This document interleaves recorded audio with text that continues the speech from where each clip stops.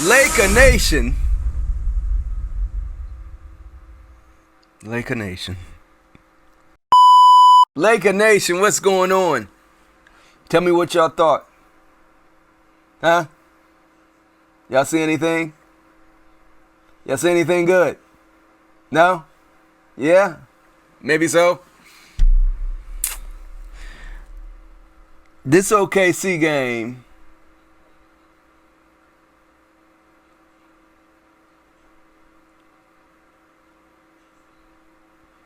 was so disappointing that they completely undid what they did in San Antonio. We had a game tonight, and it looked promising. Oh, it looked promising. We had a good night versus the Spurs. We came out with a late night win in OT. Shouldn't have gone to OT, but it did, and we won. Hats off, salute. And then we walked into OKC. I entitled this podcast, Good Win, Bad Loss. And that's all coming up next on the Film Room Podcast.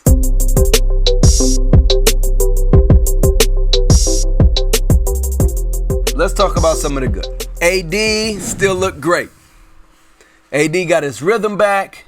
His shot was falling. His free throws looked even better. But let's talk about AD for a second. Let's stay right here. AD versus the Spurs. Most of his points came from about 2 feet from the rim. At the rim, in the paint. He lived under there in the Spurs game. He looked great. OKC, he looked great 20 feet away from the paint. 20 feet away from the rim. His shot was falling. He looked good. It's partly because they was giving it to him. At least in the first half.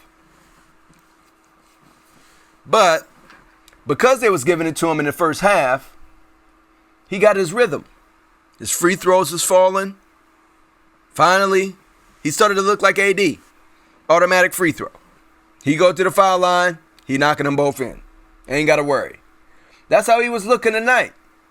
Westbrook.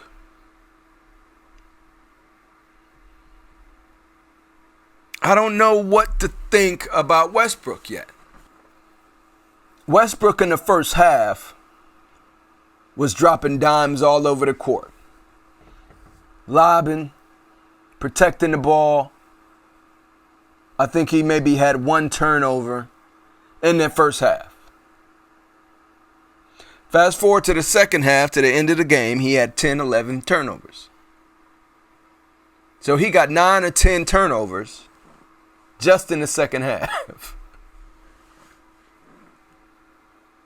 In the second half, Brody went away from passing the ball like he did in the first. Why? I have no idea.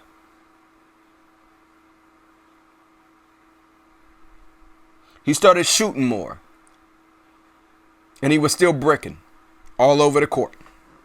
The thing about Westbrook that worries me is that he can't decide or determine when he needs to take the shot or not. Because there's some players that you're like, dog, you open, shoot the ball. I do not have that same sentiment with Brody. I do not have that same sentiment with Brody. I see him wide open. I'm like, please drive to the hole. Please drive to the cup, bro. Do not shoot that shot. He is the one player that I feel like that with. Because every time he shoots, 90% of the time, I think he's going to brick. 85% of the time, he does. Go figure. I don't know what to think about Westbrook yet. He was shooting too much in the third quarter. we lost the game in the third quarter. We were up by 24 points in this game. 24 in the first half. We came out hitting everything. Everything. Last year, was it last year? Whatever year it was, where every time we would go on the road, it was almost guaranteed we was going to get a win. But we just played like crap at home. I didn't understand it. Every other team, the opposite. They go home, they play great. They go on the road, they stink it up. Rightfully so. You're not at home. Hostile environment. A lot of things going on. You're moving, you're grooving, you're trying to get in your room, whatever. A lot going on. We won against the Spurs. We looked good. We cleaned up a lot of things that we had been struggling with in the first 3 games or so. But then OKC happened and we went up 24. And we started feeling ourselves. It felt like we little brothered them a little bit. Now, I don't know if any of y'all watching has a little brother or has a big brother and you play basketball. And you play basketball with your little brother or your big brother a lot. And if you're the little brother, the big brother, you could tell at times would take it easy on you. Let you get back in the game. Made you think you had a chance and then still beat you. Or if you're the big brother, you let your little brother get back in the game. Let him feel himself a little bit because you just didn't want to hurt his feelings that bad, right? You didn't want to dominate. You didn't want to crush him. That's what the Lakers did tonight versus OKC. We little brothered them. I said, man, we out here scoring left and right on these boys. These young boys are going to be heartbroken. So we let them get a bucket. We said, let them get that little bucket. It's okay. We still up by 22. They go down the court, they brick. They come back. OKC score again. Let's let them get that one too. We up by 20. We got this. And they flatline. Third quarter flatline. Like we always do in the third quarter. Vogel still ain't figured it out. It's like the puzzle that you can never put together. Our third quarter. It's been happening for 3 seasons now, and Vogel still ain't figured out what we can do in the third quarter. Melo was off for a second night in a row. I remember tweeting, this is Melo's night, y'all. He had an off night last night. He gonna come out tonight gunning. Then I thought about one thing. When I seen him off tonight. I said, you know what? Maybe it's the home games where Melo is just going to ball out of control. Maybe it's just the home games because he gets so much love and so much respect that when you get in that much love, you feel so much pressure and you feel so much love at the same time. You feel like it's your duty to play the best ball you can play.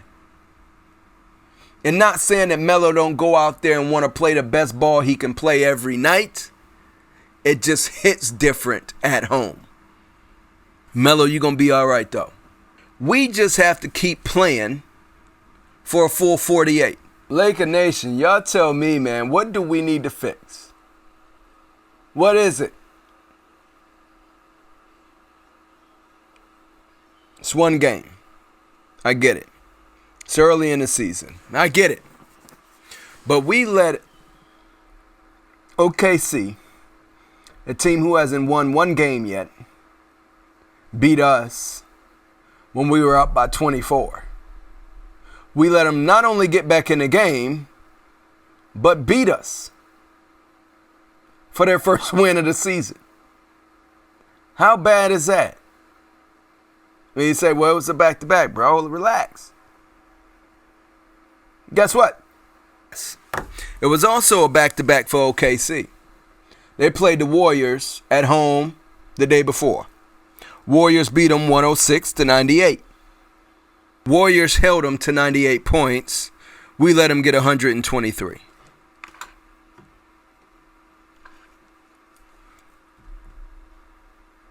A similar team, just like the San Antonio Spurs, we let get 123 points.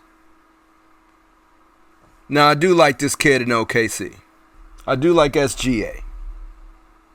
He played 37 minutes, scored 27 points. Their whole entire starting five scored in double digits.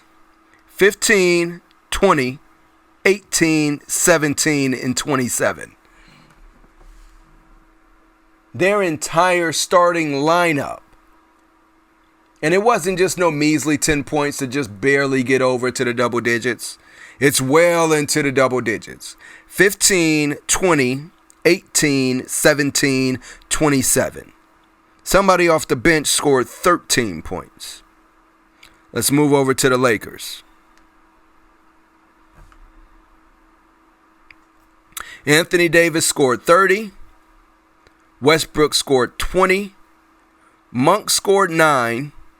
Bazemore scored 11. DeAndre Jordan scored 6. 3 of our starters in low scoring points. Barely one got over double digits. Carmelo Anthony had 13 points. Reeves played 17 minutes. Scored 2 points. Bradley scored 13 points in 16 minutes. Why he only played 16 minutes, I don't know.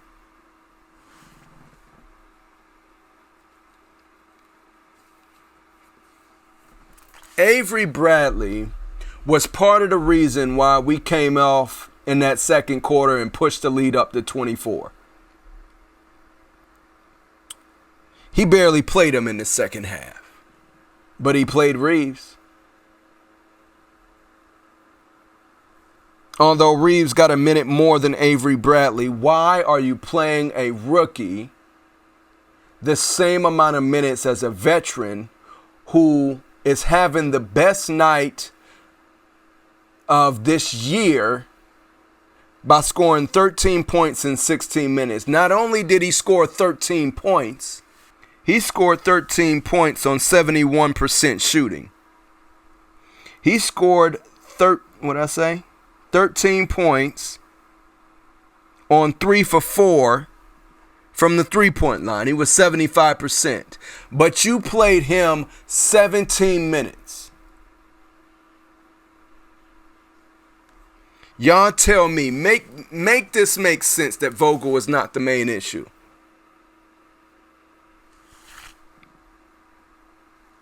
Reeves scored 2 points, but he played him 17 minutes. He had 2 rebounds, no assists, no steals, no blocks. He was 1 for 4. He was 0 for 2 from 3. His plus minus, he was a -5. Although Avery Bradley was a -11.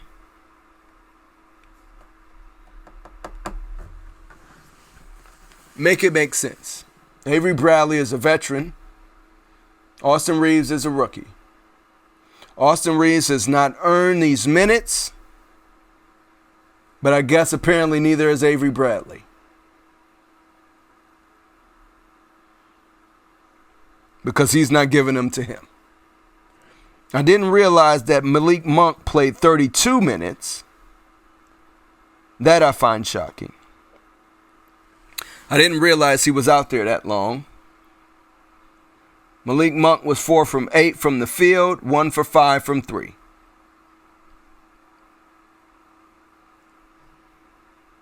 Westbrook was 2 for 8 from 3. And 8 for 20 from the field.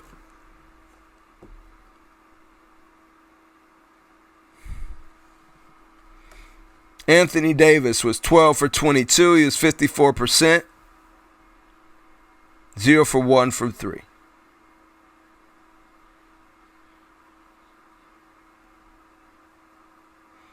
Rondo played 16 minutes. He scored 7 points.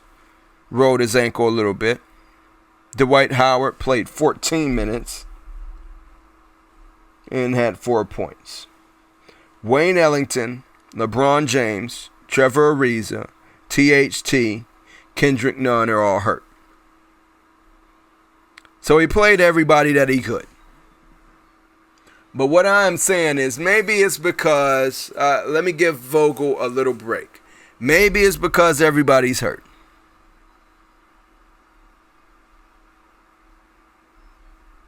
But playing Avery Bradley 16 minutes on a good night, when he's scoring and playing some good defense, and you only play him 16 minutes versus Reeves, who played 17, is beyond me.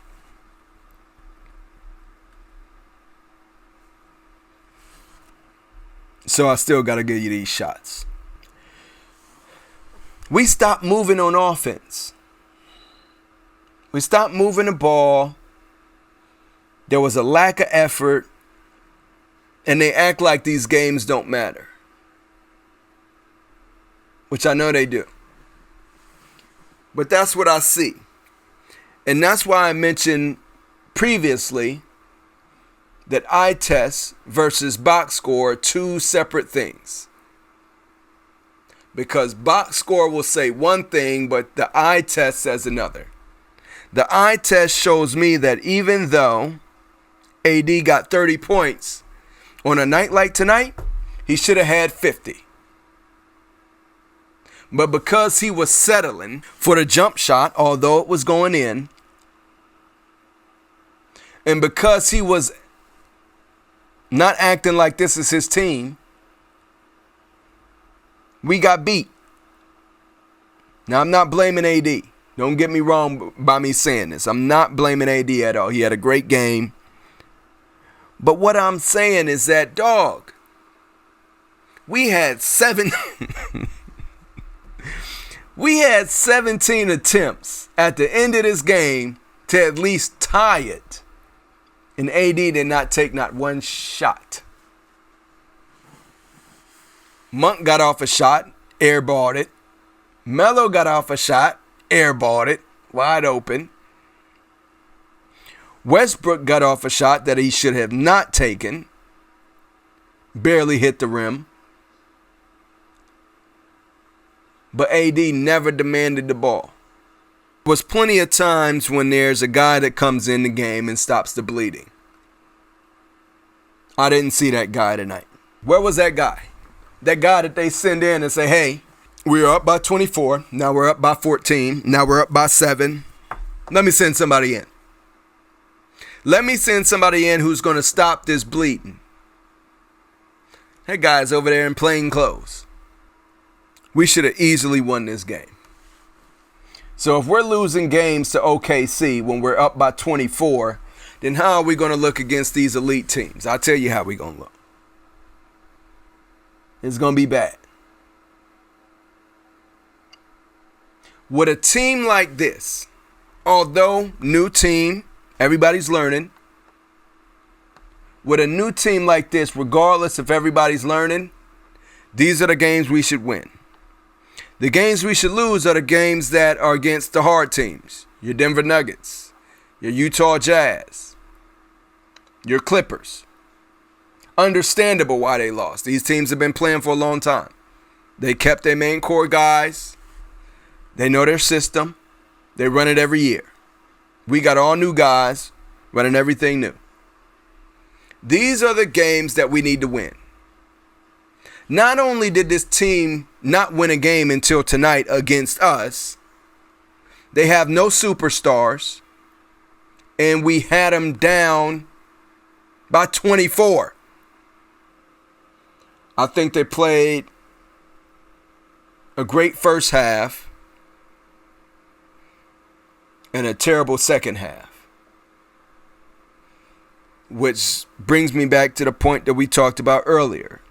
The flashes of greatness are outstanding.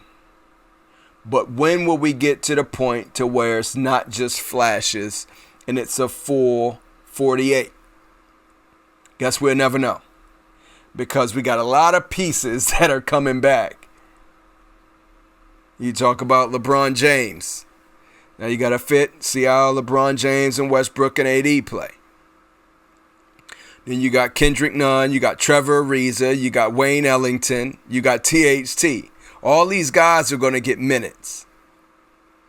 It's going to be flashes of greatness for a long time, and then flashes of terrible plays, miscues, mishaps for a long time, until we get all of our pieces back in the rotations and everything. But until then, Vogel should know what to do with the pieces that he has. My name is Derek James. You've been a beautiful crowd. I've been a beautiful host. I'm signing out on this one. And I'm out this bit.